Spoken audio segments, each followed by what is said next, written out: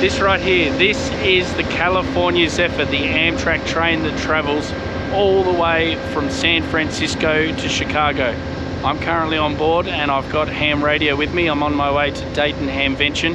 And one of the things that I wanted to try on board this train was, does ham radio work? Because as you can see, this train's a big steel tube. So follow along and let's go and see if we can make it work.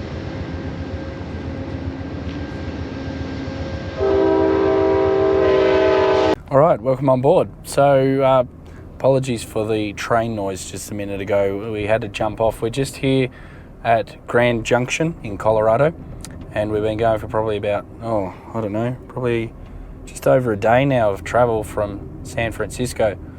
And we stopped off for a short while, and along the way I've been using APRS. So my little system here, I've got it just propped up in the window, this Kenwood THD72, and I've just got that sitting in the window here with the signal stick, and it's actually amazing how well it's been working. And I'll swing the camera around here and show you what it's been like shortly, but I'm actually surprised at how well this has been, and I'll show you the track a bit later on APRS about where it's been picked up. But you can see here I'm receiving APRS messages. There's actually quite a few digipeaters around here in Grand Junction.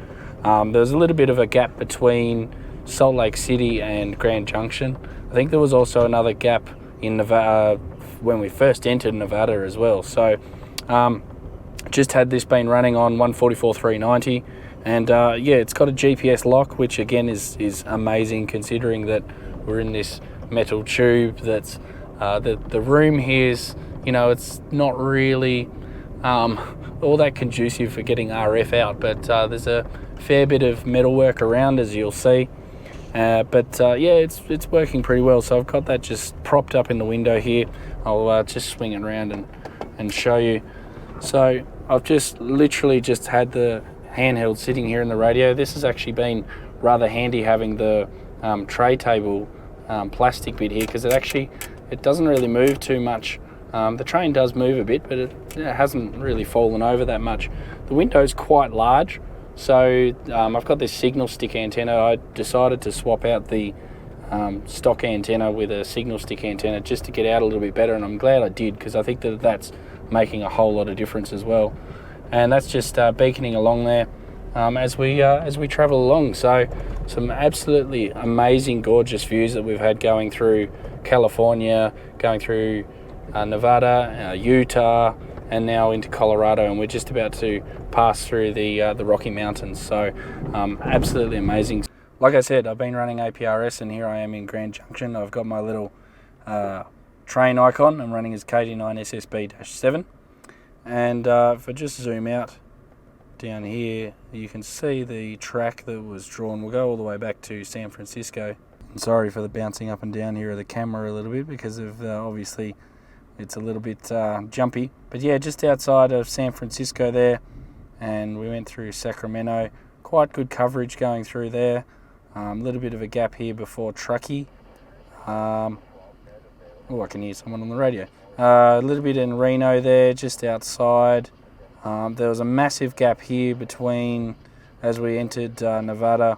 We actually went up here, sort of past Winnemucca, and then down towards here, and then it sort of come back in here around, Spring Creek. Then we lost it again, going through here Utah, got into Salt Lake City. Salt Lake City had quite good coverage here. You can see a couple of digipeaters that were along the track.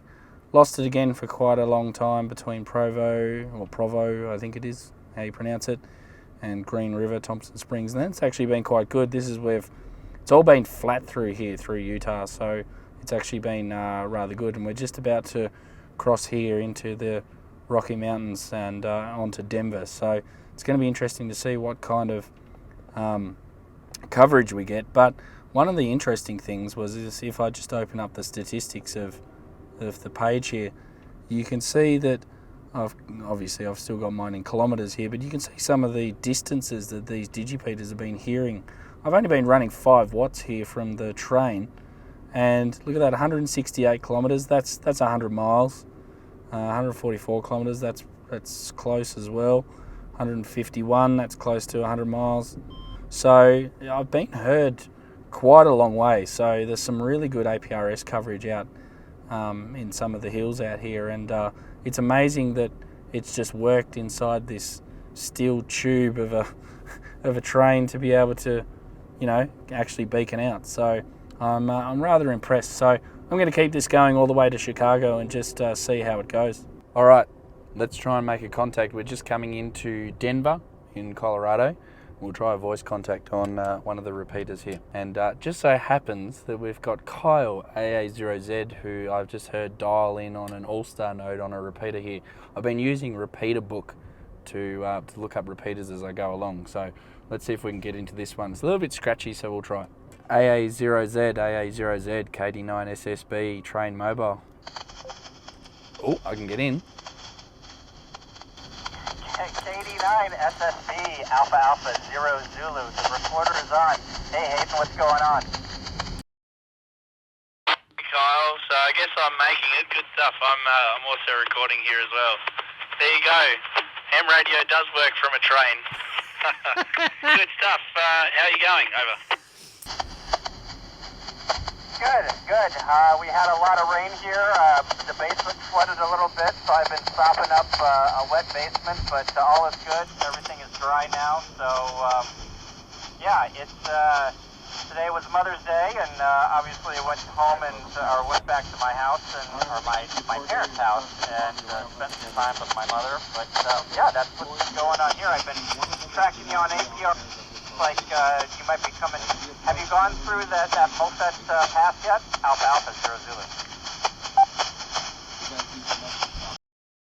Yeah, I believe we have.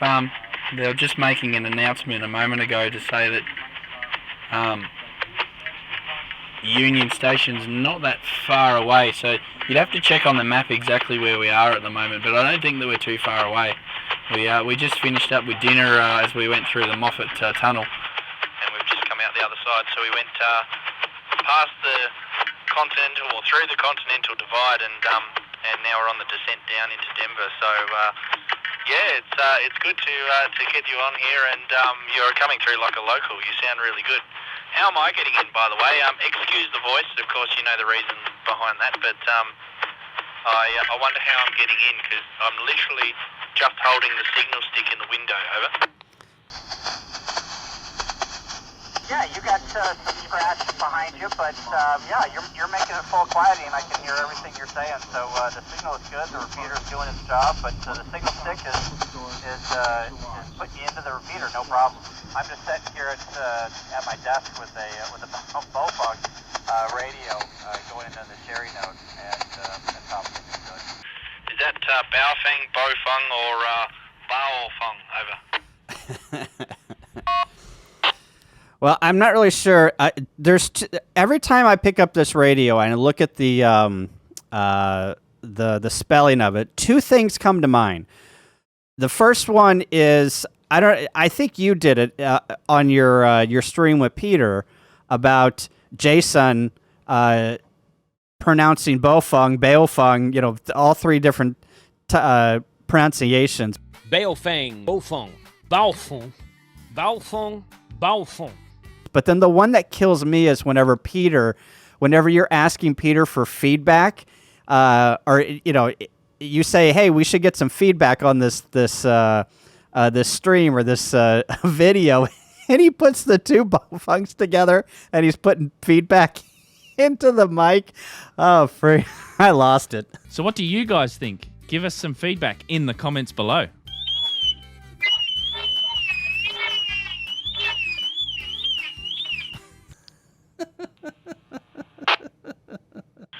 So I tell you what, man, I'm looking forward to seeing you guys on Wednesday. It's just been actually talking to a passenger at dinner time and just saying about how excited I am to be able to finally meet you guys and to hang out and Hamvention. That's just going to be absolutely amazing. So, all right, thanks again, and I'm sure that we'll talk again soon. AA0. Is it Z or Z? Do you say Z? I say Z. AA0Z. Kilo Delta 9 Sierra Bravo. I should use those phonetics. Over. Yeah, it's always Zed. Zed's dead, baby. It's always Zed. I like to think I'm English sometime, and it's always Zed. But yeah, very good. This year at Hamvention is going to be awesome. It's going to be, it looks like the weather's going to be nice. Everyone's going to be there. It's, I wish Hamvention was a week long, but I'll take Wednesday through Sunday any day. And going to the Air Force Museum on Sunday is going to be awesome. And just hanging out, seeing you, talking ham radio. I can't wait. I wish it was Wednesday already, but I can't. I forgot my time travel mechanism. I left it in the car. The time is 8 p.m. W0TX repeater.